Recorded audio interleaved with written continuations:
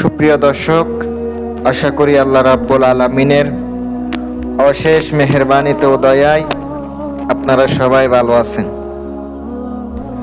আজ আমি আপনাদের সামনে লালপরি হাজির করার একটি মন্ত্র নিয়ে আসলাম, একটি আমল নিয়ে আসলাম যেটার মাধ্যমে লালপরি হাজির করতে পারবেন। পরি হাজির করার একদম পাওয়ারফুল, পানির মতো সহজ একটি পরি সাধনা।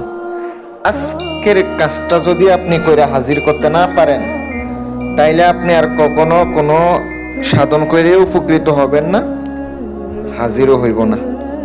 কারণ অত্যন্ত সহজ, অত্যন্ত পাওয়ারফুল একটি আমল।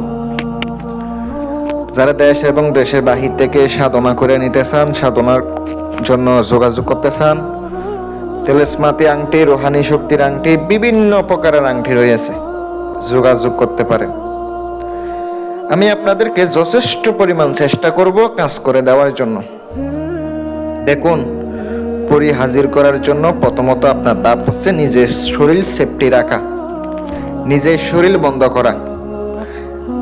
নিজের শরীর যদি বন্ধ রাখতে পারেন, কাজ করবেন, ঠিক আছে, যে কোনো কাজ করলে ওই কাজে আপনার সফল হওয়া যাবে, ওই কাজে আপনি উপকৃত হইতে পারবেন, আপনার ক্ষতিও হইব না। যদি হাজিরও না হয় তাইলে কিন্তু ক্ষতি হবে না। অনেক পরি আছে অনেক সময় ক্ষতি করে, কিন্তু এটা কোনো ক্ষতি করব না। জালালি জামিলি পরহেজ করবেন, নিরামিষ খাইবেন, কারণ নিরামিষ না খাইলে আপনি যতই কাজ করবেন কখনো পরি হাজির হইব না। এই লাল পরি হাজির করার জন্য আগে মন্ত্রটি মুখস্থ করতে হইব। দেখে দেখে পড়লে হইব না। অমাবস্যা রাতে মুখস্থ করে রাখবেন। সামগ্রী লাগবে আপনার কি কি বলে দিতেছি। আপনার দরকার হবে আগরবাতি, আতর, সাদা কাপড়। বিছাইয়া বসবেন।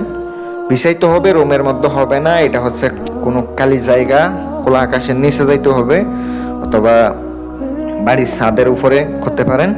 বিছাইয়া দিবেন, আগরবাতি ধরাইয়া দিবেন, মোমবাতি ধরাইয়া দিবেন। নিজের শরীর বন্ধ কইরা মন্ত্রটি আপনাকে রাত 12টা 5 মিনিটে বসতে হবে। ঠিক 12টা 5 মিনিটে গোসল করে বসতে হবে। বসার পরে মন্ত্রটি 108 বার জপ করবেন চোখ বন্ধ কইরা। 7 দিন পর্যন্ত কাজ করবেন। পরি দেখবেন আপনার সামনে হাজির হবে।